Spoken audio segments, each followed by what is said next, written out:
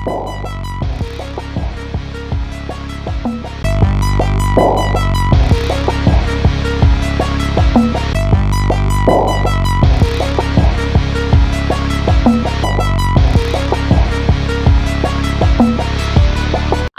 দেখছেন AGT live 24/7।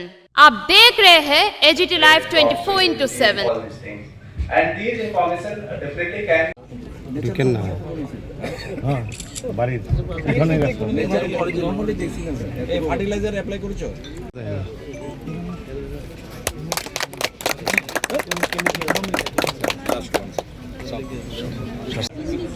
Sir আমরা nodal officer natural farming এর ত্রিপুরার যে উদ্যোক্তা উনি প্রথম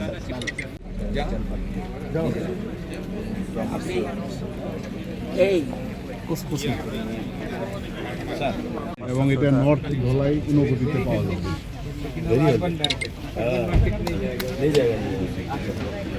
সুবিধা মতো প্রোডাকশন করে চারটিকারই কথা কিন্তু সমস্ত চাষ করি আমরা কিন্তু লক্ষ্মী রানী ত্রিপুরা আমাদের মাননীয় অতিথিরা এই পুরস্কার তুলে দিচ্ছেন ৫,০০০ টাকা দামি চেকের মধ্যে দিয়ে তুলে দেওয়া হচ্ছে এবং শংসাপত্র সবাই মিলে in this variation you have to take at least one sample. So that is called আপনারা জানেন যে আমি আপনাদের মতো সায়েন্সের স্টুডেন্ট না, আমি আর্টসের স্টুডেন্ট। নিশ্চয়ই আপনারা আমার থেকে বেশি ভালো বুঝবেন যে রিপ্রেজেন্টেশন দিয়েছে। আমি যতটুকু বুঝেছি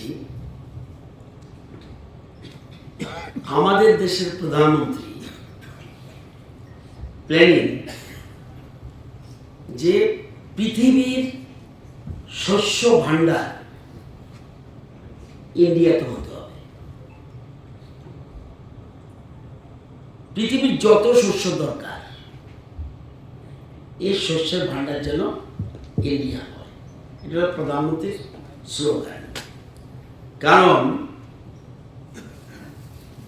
আত্মনির্ভর হতে হলে যেহেতু আমাদের Bharatvarsha total based on agri based এবং আমাদের রাজ্য ত্রিপুরা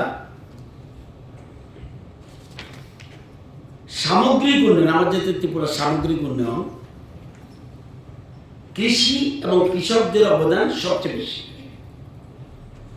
আমরা অনেকে বলি জিএসডিপি, সারা দেশের ক্ষেত্রে হয় জিডিপি, স্টেটের ক্ষেত্রে হয় জিএসডিপি। আমাদের ত্রিপুরা সামগ্রিক উন্নয়নে কৃষি এবং কৃষকদের অবদান সবচেয়ে বেশি।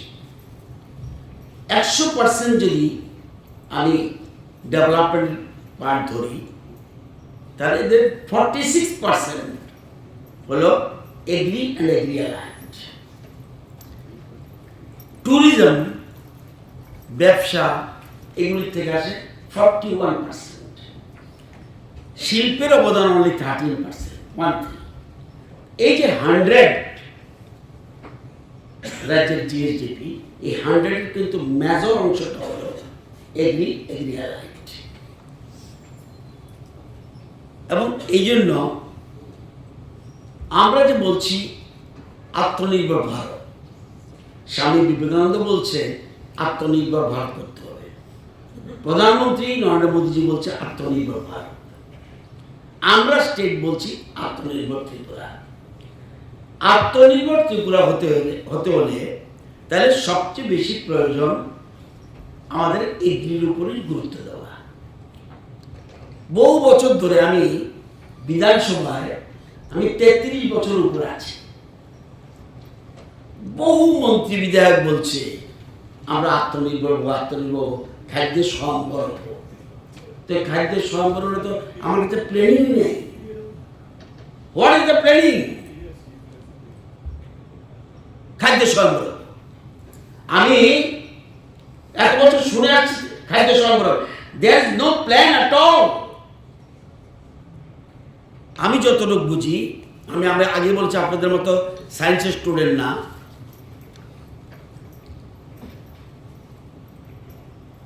কৃষিতে সাকসেস হতে হলে সবচেয়ে যে জিনিসটা মেইন ইম্পর্টেন্ট দরকার সেটা হলো মাটি।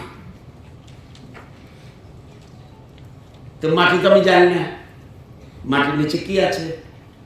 আমরা সয়েল হেলথ টেস্ট করি, সয়েল টেস্টিং করি, এটা সারফেস, উপরের অংশটা করে টেম্পোরারি, আপাতত কৃষকদের এই তুমি করতে পারো। তাহলে দীর্ঘমেয়াদী প্ল্যানিং নেই আমাদের। তো মাটি কি ধরনের, এই যে একটু আগে বললো 6টা লেয়ার আছে, এই 6টা লেয়ারে কি আছে, তাহলে মাটি কি ধরনের এটা আগে জানতে হবে। নাম্বার 2, বীজটা ভালো হতে হবে। নাম্বার 3, জলের স্তর কোথায় আছে। নাম্বার 4, বিজ্ঞান ভিত্তিক চাষ।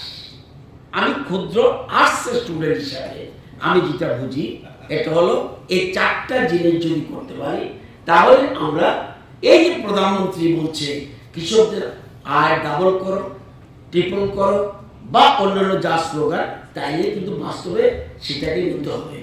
এবং আমাদের সরকার, আমাদের কৃষি দপ্তর, সচিব চৌধুরীর টিম আমি ধন্যবাদ জানাই।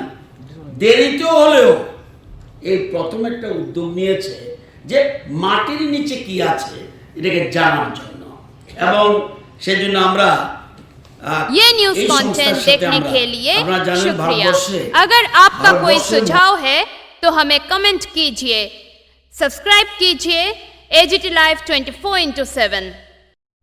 Thanks for watching AGT Live 24/7.